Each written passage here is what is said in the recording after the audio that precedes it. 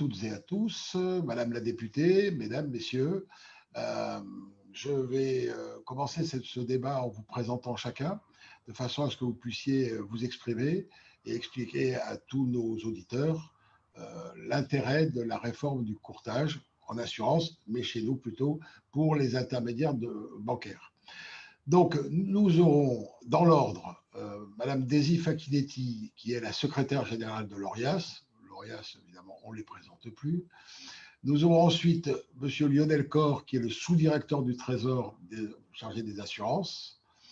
Nous aurons ensuite Nathalie Beaudemoulin-Mourati, qui vient de l'ACPR. Je la laisserai expliquer très exactement ce qu'elle fait, mais je vous rassure, mes chers confrères et chères consoeurs, elle s'occupe surtout de nous contrôler. Je plaisante, Nathalie. Et enfin, nous finirons avec Madame la députée Valéria Formantian, qui est membre de la commission des finances et qui, en début d'année 2020, a présenté avec ses collègues LREM un projet pour que la réforme du courtage puisse intervenir le 1er janvier 2021, ce qui, évidemment, aujourd'hui, est forcément reporté. Voilà. Daisy, je te donne la parole en premier et Eric passera les slides au fur et à mesure. Eh bien, merci beaucoup Jean-Bernard pour cette présentation. Alors, bonjour à tous déjà. J'ai le plaisir de pouvoir commencer. Du coup, il m'a été demandé de faire un petit état des lieux, notamment des IOB inscrits à l'ORIAS. Donc, j'ai repris les éléments qui sont déjà publiés sur le registre donc, en 2019 et avec une petite mise en perspective au mois de novembre 2020, étant entendu que l'année n'est pas finie. Donc là, sont présentés du coup sur cette slide du coup l'évolution du registre, alors toutes catégories confondues depuis l'origine, donc depuis 2007 avec un périmètre uniquement assurantiel, donc on le voit jusqu'en 2012. Forte croissance en 2013 avec l'arrivée du coup notamment des IOB, des CIF et des agents liés. On a doublé du coup le nombre d'inscriptions. Alors pas le nombre en orange, du coup ce sont le nombre d'inscriptions, mais pas le nombre d'intermédiaires, du coup dans la mesure où beaucoup sont pluri-inscrits à l'ORIAS. Et donc pour atteindre du coup, alors j'ai mis 11 décembre, mais c'était au mois de novembre, pardon, 12 novembre, du coup nous atteignons 111 000 inscriptions, plus de 111 000 du coup pour 66 527 intermédiaires. Donc, on peut considérer que la plupart des intermédiaires sont inscrits dans au moins 2 catégories. Donc, pour les IOB, pour beaucoup, sont également inscrits en assurance. Pour le slide d'après, du coup, c'est notamment l'évolution donc sur la partie IOBSP qui nous intéresse aujourd'hui. Alors, les 3 catégories. En bleu, les courtiers en opération de banque, donc, qui ont une augmentation depuis leur entrée sur le registre de 37%. Ensuite, j'arrive aux mandataires non exclusifs pour la ligne orange avec une augmentation de 27% depuis leur entrée sur le registre. Alors, j'ai pris ces évolutions sont sur l'année 2019. Forte augmentation, donc plus 51% pour les mandataires d'intermédiaires en opération de banque, donc on le voit depuis 2018 notamment, et une légère baisse pour les mandataires exclusifs, donc que nous appelons MOBSPL, avec moins 15%, donc ils sont juste passés sous la barre des 4000 inscriptions. Donc, pas de changement significatif. Là, ce sont des informations reprises du coup du rapport annuel avec les entrées et les sorties, où on voit du coup une forte attractivité pour des inscriptions à qualité d'intermédiaire en opération de banque. Donc, plus 14 notamment pour les courtiers en opération de banque, avec seulement 9% de sorties. Donc, 34% d'augmentation, notamment pour les mandataires d'intermédiaires en opération de banque. Donc, une catégorie du coup avec une forte croissance, notamment à l'ORIAS. Alors là, c'est une répartition des IOB, alors du coup, qui est au 31 décembre 2019. Du coup, on n'a pas encore entamé les démarches pour le rapport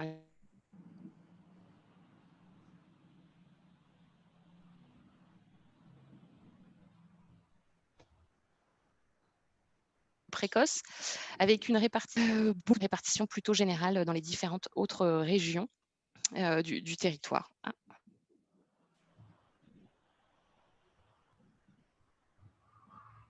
connexion Internet est instable. Slide suivante, c'est notamment du coup donc les IOB du coup lors de leur déclaration à l'ARIES du coup indiquent les opérations de banque qu'ils proposent.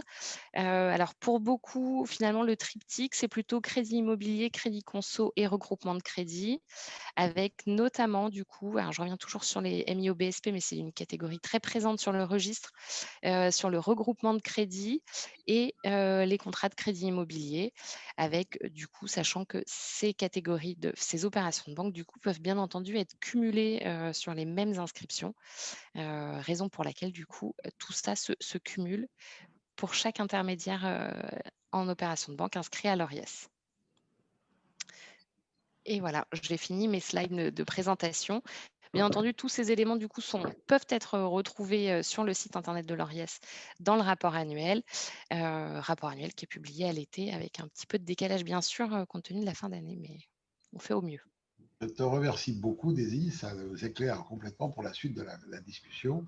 Et je vais, pour cette suite, donner la parole à Lionel Corr. Encore une fois, je rappelle, de la Direction générale du Trésor et sous-directeur à la Direction générale du Trésor. Lionel, vous avez la parole. Merci beaucoup. Je propose de revenir un petit peu sur ce qui a amené au projet de réforme des associations professionnelles du courtage, alors courtage en général, et puis je laisserai Madame la députée Valéria Formuntian nous parler de l'avenir et de sa proposition de loi plus tard dans la discussion. Alors, historiquement, c'est une réforme qu'on avait imaginé mettre dans la loi Pacte. Et puis en mai 2019, le Conseil constitutionnel a estimé que parce que c'était arrivé en cours de discussion, il valait mieux trouver un autre véhicule, d'où le fait que ce projet nous reviendra par une proposition de loi qui a été déposée en janvier dernier. La réforme, elle a été en fait construite dès le départ avec les professionnels. C'était finalement une demande des professionnels qui a émergé de nombreuses discussions qu'on a eues, notamment dans les années 2007-2018, dans un contexte d'évolution assez rapide du droit européen, notamment l'adoption de la directive distribution en assurance, qui nous a amené finalement à faire le constat d'un vrai sujet de résilience pour notre réseau du courtage. Alors Daisy a rappelé les grands chiffres à l'instant, je pense que c'est utile.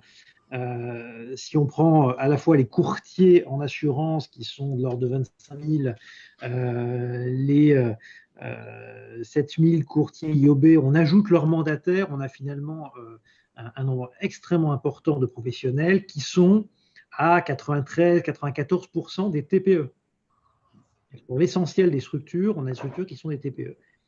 Et ces TPE, tout notre réseau de proximité, qui est d'ailleurs toujours tout le territoire, comme l'ont rappelé très clairement les slides de Daisy précédemment, font face à beaucoup d'enjeux et une accélération de l'évolution à la fois de leur métier et de leurs conditions d'exercice.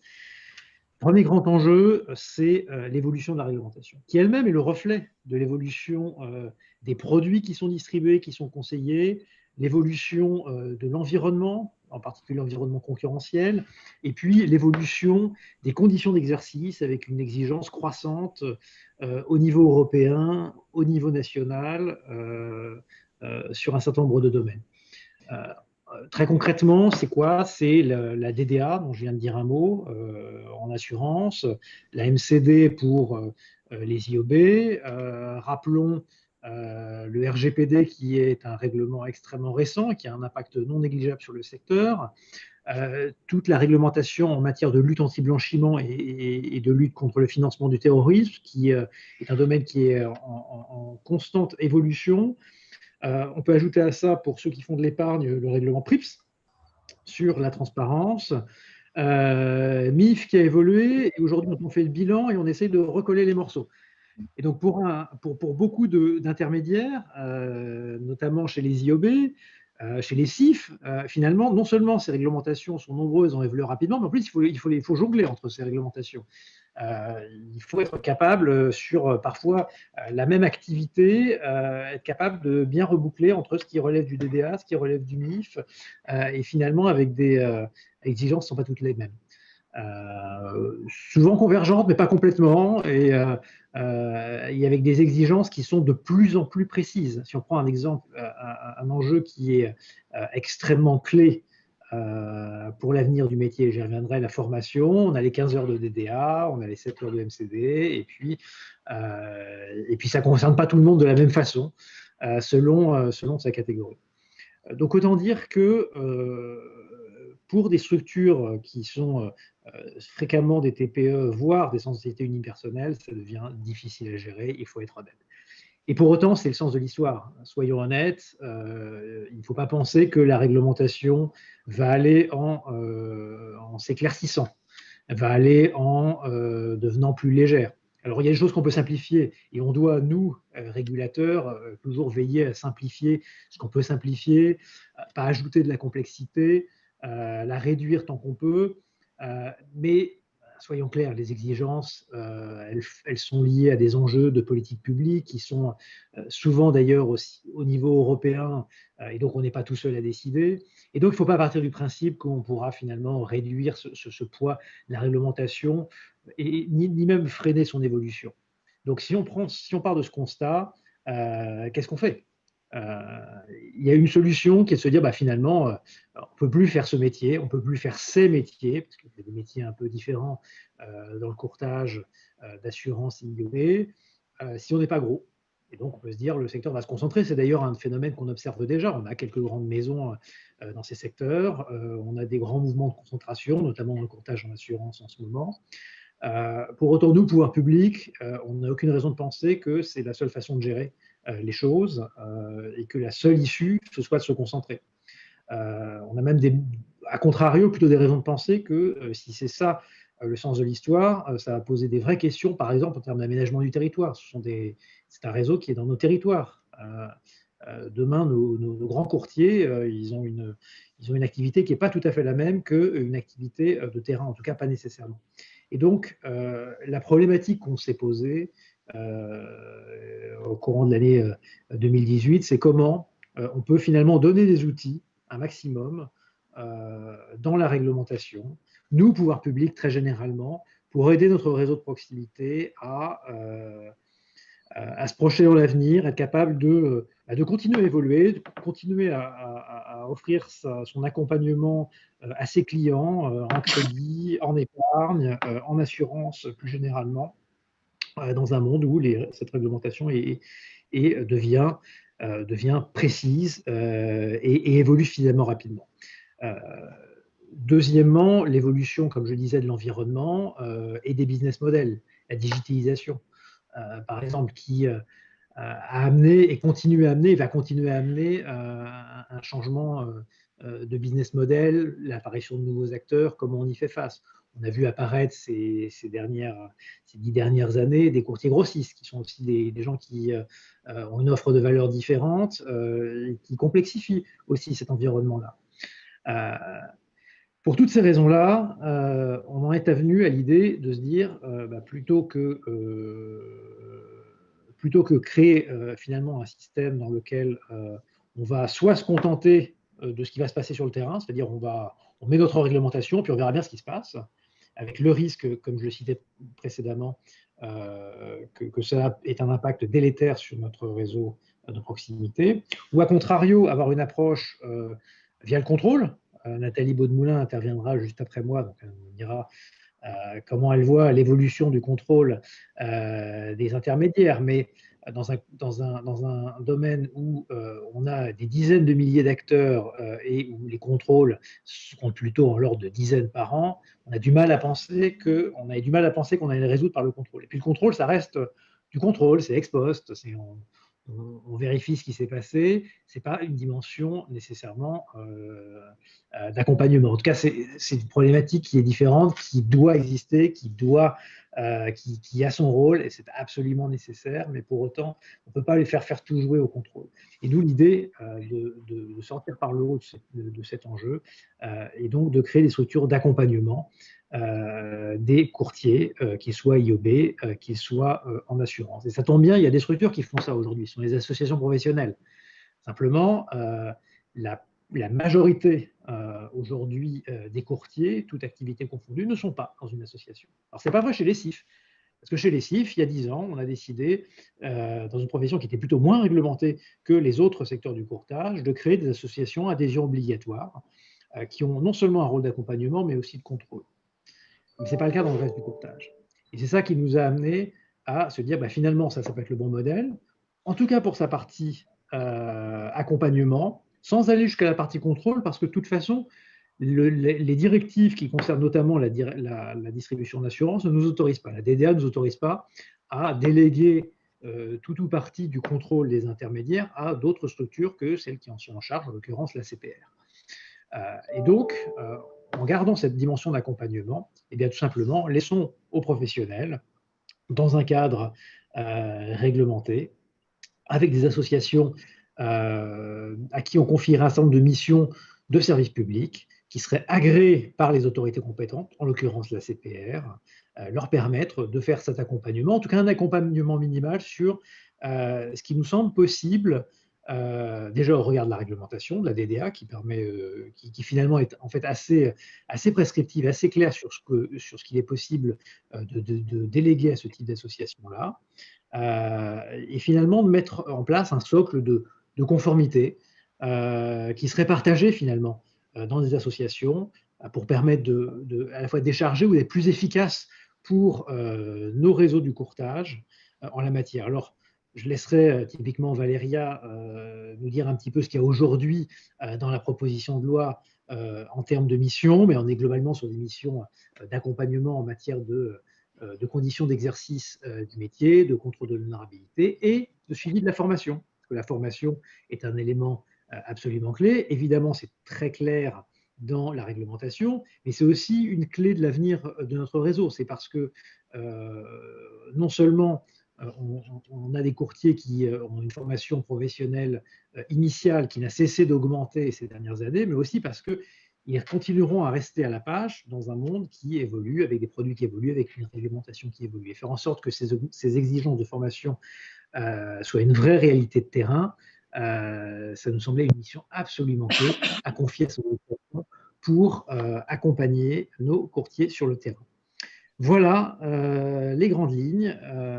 Évidemment, pour nous, aujourd'hui, on est en gestion de crise. Alors, on se préoccupe toujours de l'avenir de notre réseau. La crise nous a plutôt confortés dans notre constat d'une nécessité d'accompagner, puisqu'on est typiquement confronté aujourd'hui à des enjeux de résilience. Ce sont nos enjeux de gestion de crise, ce sont nos enjeux de la relance et la résilience de nos réseaux de distribution, d'assurance, de services de paiement, de banques. Malheureusement, ces besoins ne font que se confirmer. Alors on le fait en mode crise aujourd'hui pour faire en sorte que typiquement tous nos réseaux puissent bénéficier de tous nos plans de soutien en matière de trésorerie dans la crise, en matière de relance demain, et puis nos réformes de moyen terme, cette réforme de moyen terme, et pour nous, toujours d'actualité. Merci Lionel, c'est très clair. Ce que je crois que les courtiers, en tout cas les IOBSP, vont bien retenir, c'est la protection des petits intervenants face aux concentrations. Moi, j'ai beaucoup retenu ça, alors, au-delà de tout ce que vous avez dit, hein, mais j'ai retenu surtout parce que je suis un ex-petit IOBSP et pas une grande société. Et effectivement, ça me rassure que cette réforme soit pas là, non seulement pour juste avoir une formation supplémentaire, parce que c'est ce que beaucoup craignaient, mais surtout un bouclier de protection face aux grandes concentrations. Merci Lionel, parce que c'était vraiment quelque chose qu'il fallait dire. Voilà. Et Nathalie Beaudemoulin-Mourati, je vais donc vous passer la parole maintenant. Lionel nous a bien expliqué que c'est vous qui alliez, et je m'en souviens parce que ça faisait partie des discussions, qui alliez agréer les associations professionnelles pour qu'elles puissent faire effectivement cette mission. Donc, je vais vous passer la parole pour que vous nous disiez ce que vous voyez et pourquoi ça va être au final l'intérêt du consommateur. Donc, merci beaucoup. Donc, je suis Nathalie Bonnemoulin-Mourati, je suis la directrice du contrôle des pratiques commerciales à l'ACPR, donc l'autorité qui contrôle les banques, les assurances et les intermédiaires sur les métiers bancaires et assurantiels. Donc, ce que je voulais tout d'abord dire, c'est peut-être apporter quand même un message de soutien aux professionnels du courtage dans la période actuelle, qui est difficile et compliquée pour exercer leur métier, en espérant que cette crise sanitaire puisse se résoudre et qu'on en sorte enfin. Le deuxième point, donc pour revenir plus précisément à notre sujet relatif à la réforme du courtage, c'est de dire que le collège de l'ACPR, qui est l'autorité qui examine les dossiers individuels et qui prend les positions sur les sujets stratégiques, s'était réuni en son temps pour apporter un message, un avis de soutien à cette réforme du courtage, une réforme qui nous paraît importante puisqu'elle poursuit des objectifs et des enjeux qui vont dans le sens en fait d'une meilleure prise en compte de la réglementation et au final d'un meilleur service rendu aux clients. Donc, comme ça a été dit, cette réforme s'inscrit dans la lignée finalement des réformes réglementaires qui sont venues renforcer la protection du client, la directive distribution en assurance, la directive crédit immobilier, et puis de manière plus globale, quand on parle du périmètre bancaire assurantiel, des directives telles que Solvabilité 2 ou CRD 4 qui sont venues renforcer en fait le corpus de contrôle interne qui s'établit sur les producteurs qui sont les partenaires essentiels des courtiers et des intermédiaires. Donc pour nous, en fait, cette réforme va permettre aux professionnels de mieux appréhender les textes réglementaires, de mieux se structurer, donc de monter en compétence sur ce sujet important. Et ce n'est pas pour dire par ailleurs qu'ils ne seraient pas compétents et attentifs à la réglementation. Mais on l'a dit, cette réglementation, elle est assez complexe, il faut l'appréhender, il faut être à jour. Et donc, un des rôles importants des associations, c'est justement de servir de vecteur dans ce domaine-là. Alors, notre rôle à nous, ACPR, vis-à-vis de ces associations, aujourd'hui, on va un peu avoir un système pas loin de celui des associations relatifs aux conseillers en investissement financier, les CIF, où il y aura un agrément de l'ACPR qui va être délivré à ces associations, donc qui vont devoir présenter auprès de notre direction des agréments un dossier d'agrément sur le portail de l'ACPR, et ce dossier passera devant le collège de l'ACPR. Il y aura un certain nombre de critères qui seront examinés, la représentativité des associations, bien évidemment, les moyens et les règles de gouvernance, notamment le fait que le personnel des associations dédiées ne devra pas exercer d'activité d'intermédiation. L'association devra certainement avoir des procédures écrites, devra avoir mis en place un certain nombre de règles relatives au respect du secret professionnel, c'est très important, une prévention des conflits d'intérêts. Donc voilà, tout un corpus structurel de ces associations pour leur permettre en fait ensuite de remplir leur mission. Et une fois que les associations auront été agréées, elles seront, si elles voient le jour, les projets vont être évoqués juste après, suivis de manière permanente par la CPR qui demandera un certain nombre d'informations, de reporting, comme un rapport annuel sur leur activité. Donc, sur les missions, ça a été dit, ça va être une vérification des conditions d'entrée dans la profession, par exemple, le sujet de garantie financière, le respect très important de l'obligation de formation continue, la possibilité de proposer aussi le médiateur à leurs membres et accompagner aussi les membres pour vraiment véhiculer les meilleures pratiques au profit des clients. Donc, en conclusion, on est en faveur de ce projet de réforme s'il voit le jour, de manière à renforcer les compétences réglementaires des professionnels du courtage. Parallèlement et en complément, ça a été bien dit, l'ACPR reste pleinement titulaire de ses missions de contrôle chez les intermédiaires. Donc, simplement pour en dire quelques mots, aujourd'hui, on fait à peu près une centaine de contrôles chez les intermédiaires par an.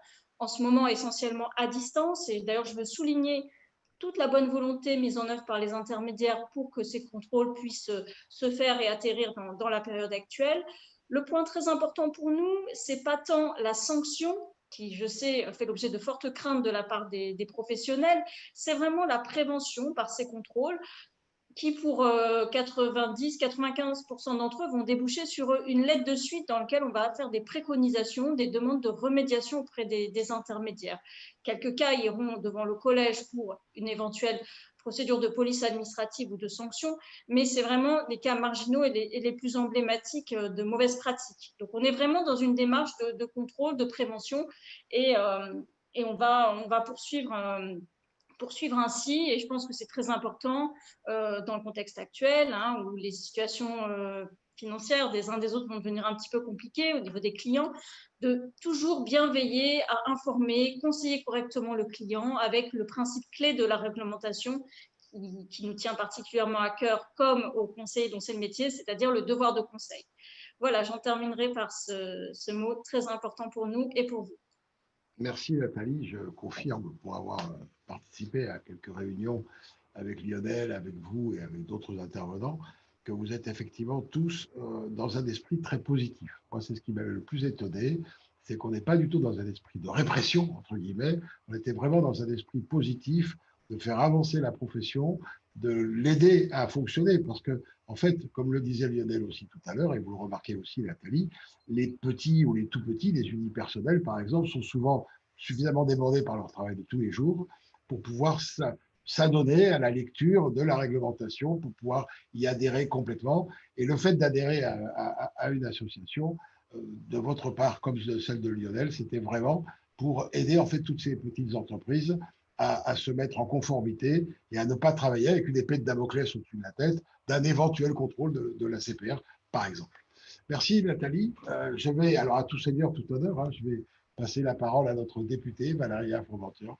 Donc vous allez avoir la parole pour très peu de temps, comme d'habitude.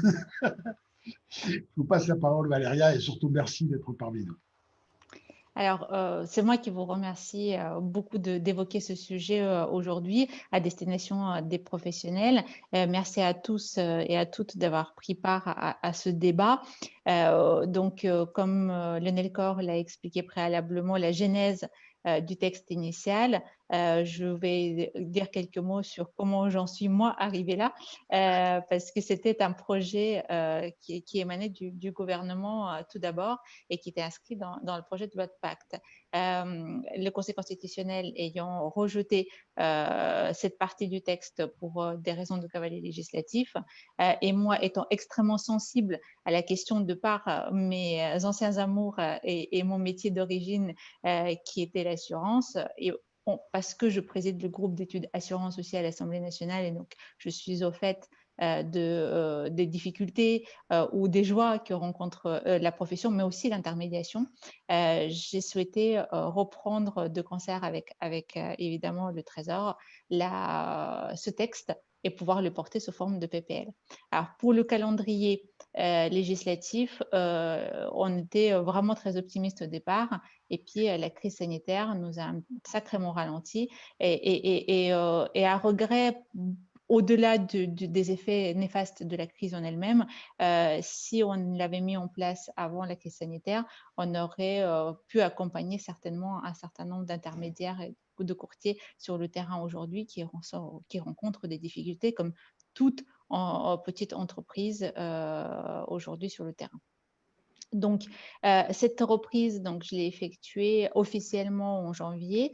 Le texte a été déposé au titre du groupe La République En Marche, donc il est consigné par l'ensemble de mes collègues. Et le but était de le lire très rapidement pour pouvoir le mettre en œuvre sur cette fin d'année pour les effets au 1er janvier 2021. Ça n'a pas été possible, et donc moi j'ai toujours dans l'espoir, et en tout cas je m'active pour que ce soit le cas, de pouvoir le présenter en 2021, au pire d'ici la fin du quinquennat, parce que c'est un texte nécessaire. Il est nécessaire à plusieurs titres. Tout d'abord, la multitude de types de courtage qui existent sur notre territoire. Ils existent pour une bonne raison, c'est que ça répondait aux besoins d'un certain nombre de clients, aux besoins de nos concitoyens, aux besoins de maillage de notre territoire. Sauf que qui est le mieux placé aujourd'hui pour représenter et accompagner telle ou telle spécificité de courtage? C'est ces pairs, c'est ceux qui sont issus du même métier, qui le pratiquent et qui le connaissent. Donc, c'est pour ça que l'association professionnelle s'impose comme étant la bonne maille pour pouvoir accompagner les courtiers avec leurs spécificités particulières. La proximité aussi. Il est évident qu'à travers l'association professionnelle et adhésion obligatoire, il y a une proximité qui s'installe dans le dialogue et dans l'accompagnement. Et aujourd'hui, on sait parfaitement que la majorité des intermédiaires ne sont adhérents à aucune association pour de nombreuses raisons, parfois pour des histoires de coûts, mais surtout par méconnaissance, parce que ils se trouvent dans les territoires, ils ont la tête dans le guidon, ils ont le souci de leurs clients avant tout, et vous savez, c'est le cordonnier qui est toujours le plus mal chaussé. On se soucie des autres, on se soucie peu de soi. Donc, et puis effectivement, cette multiplicité d'intermédiaires à organiser aussi une concurrence saine sur le territoire national, puisque nos consommateurs ont le choix, ont un grand choix de faire appel à tel ou tel intermédiaire. Et pour préserver aussi, face à la réglementation de plus en plus stricte, à raison, parce qu'elle est toujours dans le but de protéger le consommateur d'une part, et d'autre part, protéger le professionnel aussi contre les défaillances. Cette concurrence saine qui s'est installée, elle doit être préservée. Et donc, ça veut dire qu'il faut qu'on préserve le nombre de professionnels qui existent. Et donc, la meilleure maille, encore une fois, c'est l'association professionnelle à adhésion obligatoire. Donc, le texte, évidemment, n'est pas un texte de répression, bien au contraire. Le but étant qu'il fasse l'interface de rassemblement d'un certain nombre d'informations en montant depuis les professionnels de terrain vers le régulateur qui est la CPR, et puis un certain nombre d'éléments qui vont descendre de la réglementation française ou européenne à destination des professionnels et de leurs salariés à travers des informations, des accompagnements, des formations, de la médiation. Donc, tout cela paraît évident, et en même temps, c'est quelque chose d'extrêmement nouveau pour la profession. Enfin, pour les professions, parce qu'il n'y a pas le courtage, il y a les courtages en France. Et donc, c'est vrai que la pratique des CIF existe, mais elle concerne une minorité et donc n'est pas connue non plus de l'ensemble des intermédiaires. Et puis, il y a aussi une forte demande de la part des consommateurs et des associations qui les représentent quant à la lisibilité des pratiques, en tout cas des bonnes pratiques respectées par les professionnels. On l'a vu dans le débat sur le démarchage téléphonique, par exemple, la profession de courtage, enfin les professions de courtage, mais aussi les assureurs, ont été utilisées par un certain nombre de remarques de la part des associations de protection des consommateurs. Donc, pour diffuser aussi ces bonnes pratiques, la meilleure façon de faire, c'est d'échanger entre les professionnels qui pratiquent le même métier. La plupart du temps, et j'en suis persuadée, les erreurs sont faites de bonne foi. Quelques-unes brebis galeuses existent, mais comme dans tous les métiers, et donc celles-là seront très rapidement identifiées grâce justement à ces adhésions et à ces échanges de bonnes pratiques et de formation entre les associations et les professionnels. Donc, voilà le but à atteindre, sans évidemment évoquer les éventuels bénéfices que ça apportera aux courtiers qui travaillent en libre prestation de services.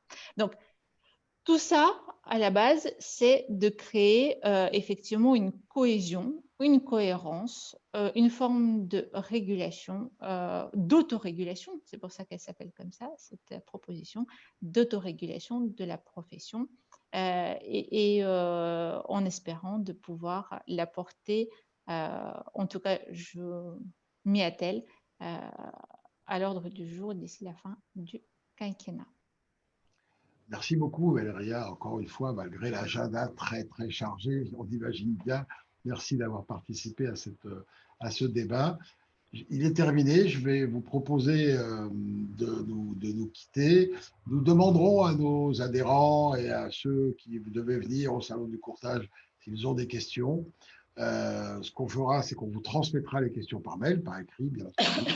Et si vous le voulez bien, au fur et à mesure, vous y répondrez. Dernier mot, est-ce que l'un d'entre vous a une dernière chose à dire?